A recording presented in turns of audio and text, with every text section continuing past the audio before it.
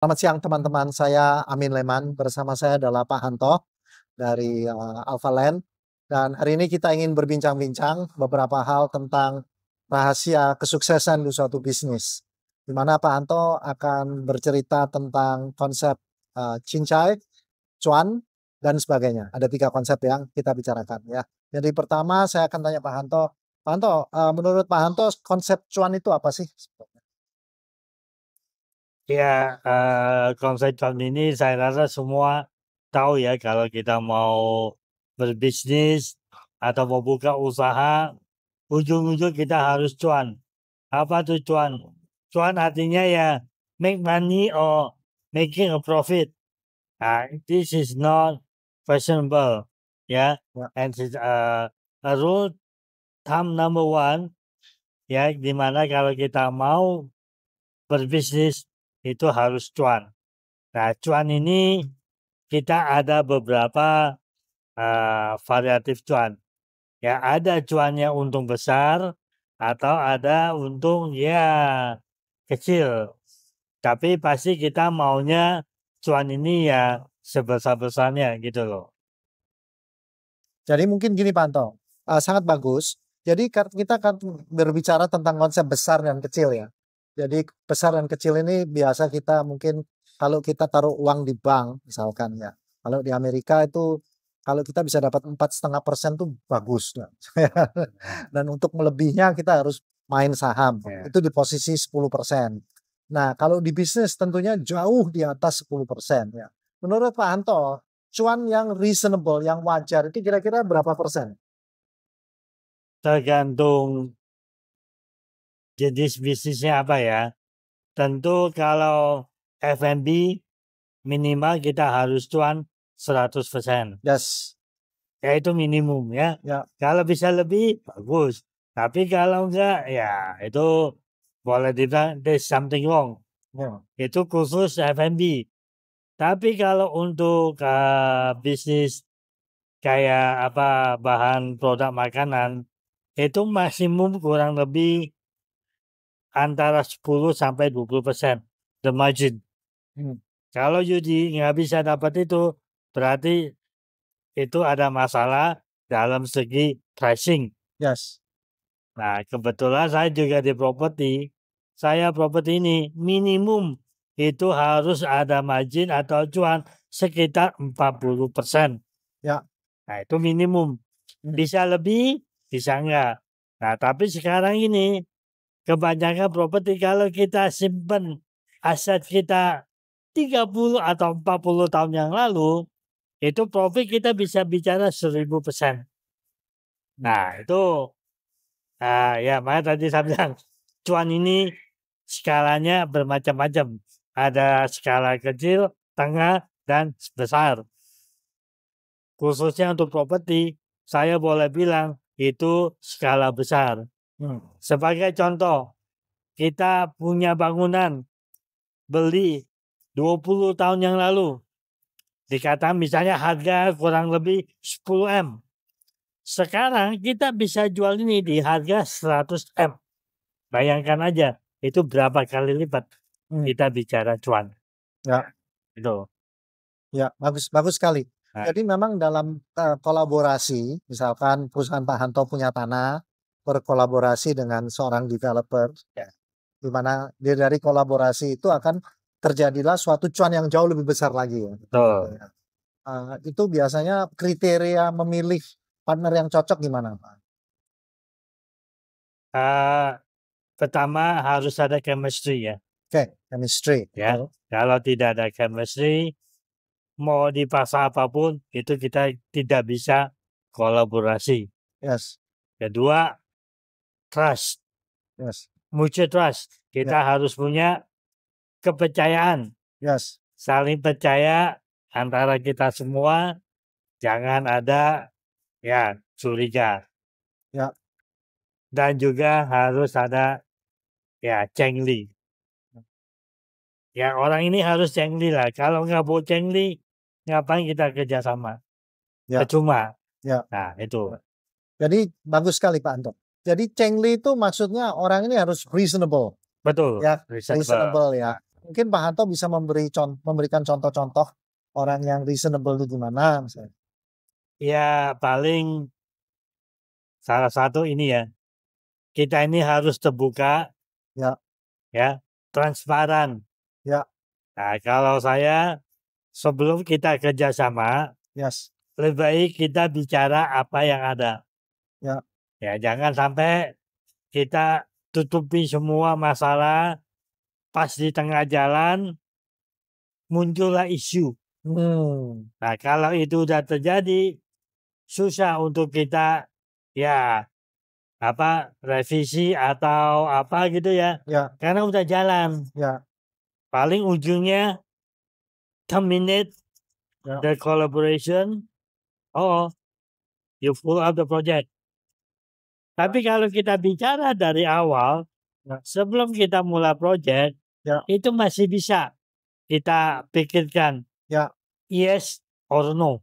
ya, Nah, itu. ya, ya, ya. Nah, Nah, dalam proses terjadinya kerjasama ini, kolaborasi ini, cara Pak Hanto memonitor perkembangan partner ini bagaimana? ah, kita pasti minta kayak monthly report, Oke, ya, monthly report. monthly report. Terus juga harus kita ada rutinitas meeting, Yes, mau meeting monthly, quarterly, ya, yearly, atau apa. Tapi at least kita ada something like meeting lah, ya, small or big meeting, yes, supaya kita tahu what's going on, yes, update atau progresnya itu seperti apa, ya, gitu. ya, ya. Nah, dari meeting-meeting ini, apakah Pak Hanto pernah mengalami suatu kendala, misalkan? Oh, pasti ada. Jadi itu bahkan kalau saya boleh bilang, perusahaannya sehat, harus ada masalah. Hmm, Kalau tidak ada masalah, berarti perusahaan ini boleh dibilang something wrong, ya, ya, ya kan? ya, Pasti ada masalah. ya, Mau kecil, mau gede, problem. Tapi yang penting, how to solve it. yes, Ada masalah tapi nggak bisa solve, itu percuma juga. ya, ya, Nah, you have problem, you need to solve it. Itu. ya.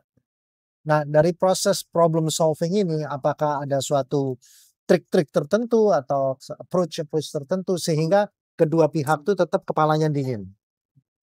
Ya, communication ya kalau saya lihat ya. Hmm. The way how you communicate, Ah, ya, ya, dan gimana cara kita sampaikan.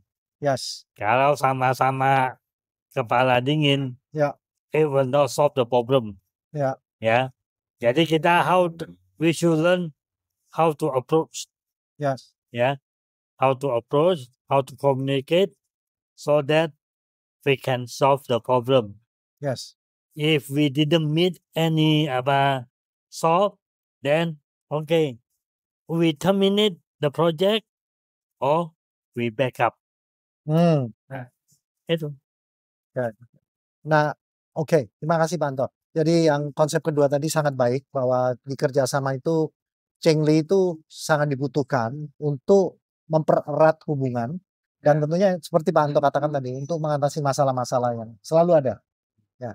Nah, dalam proses pengatasan masalah itu, apakah ada pihak-pihak tertentu yang selalu mengharapkan kehadiran Pak Hanto sebagai pimpinan perusahaan? Oh, banyak.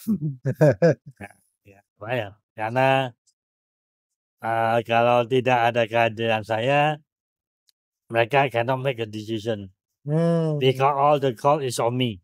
Ya, ya, ya, I'm the person who decided yes or no. ya, My team is only my second opinion or my advisor. oke, Yeah, sometimes they give me a good advice. ya, Sometimes they didn't help me to solve the problem. So, ya, ya.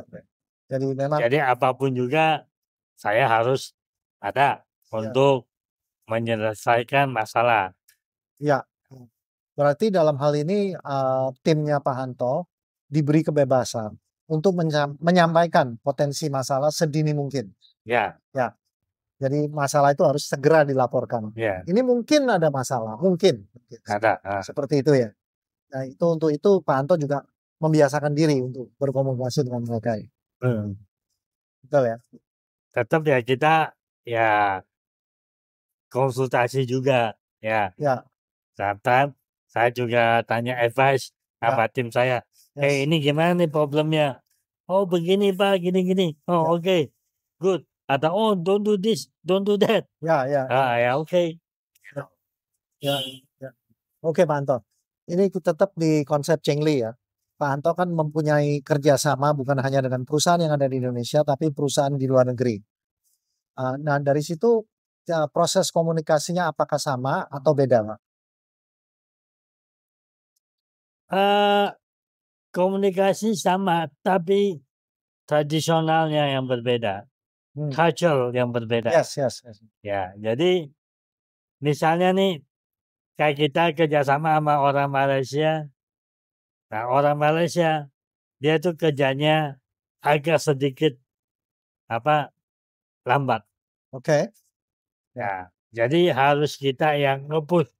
Ayo dong, harus gini-gini. Nah, for them, ya it's okay lah. Ya, Gitu. ya. Never mind, don't worry, don't worry.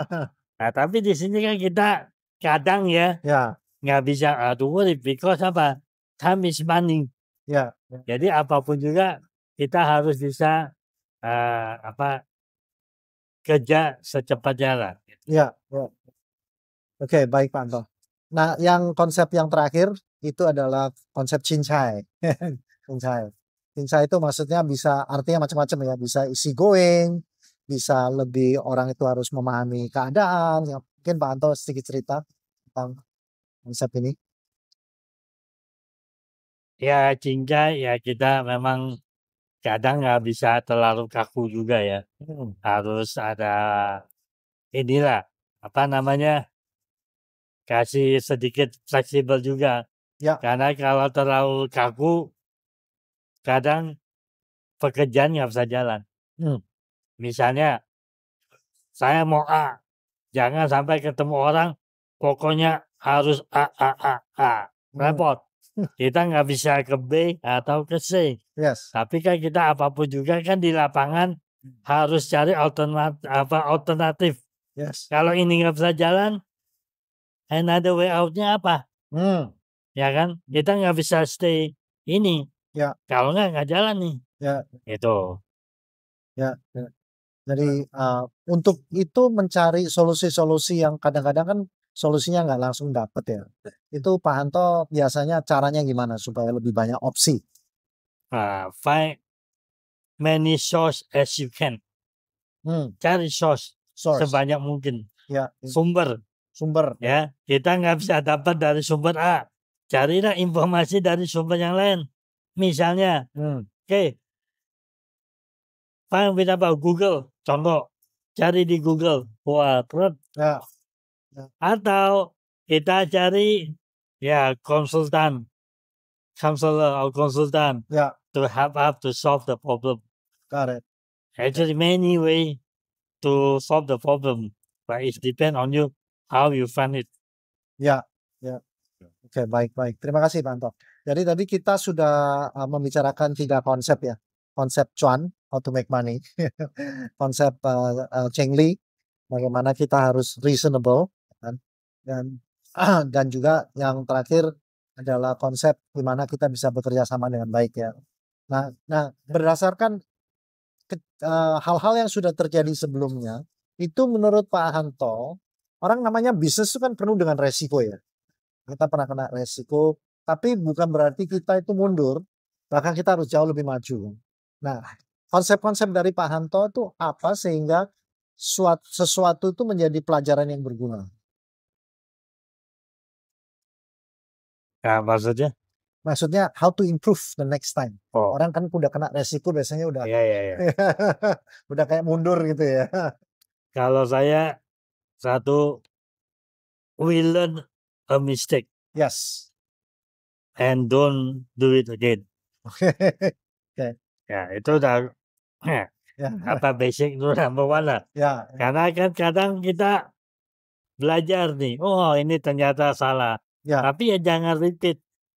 Ya kita manusia biasa berbuat kesalahan itu wajar lah. yes. Tapi jangan repeat.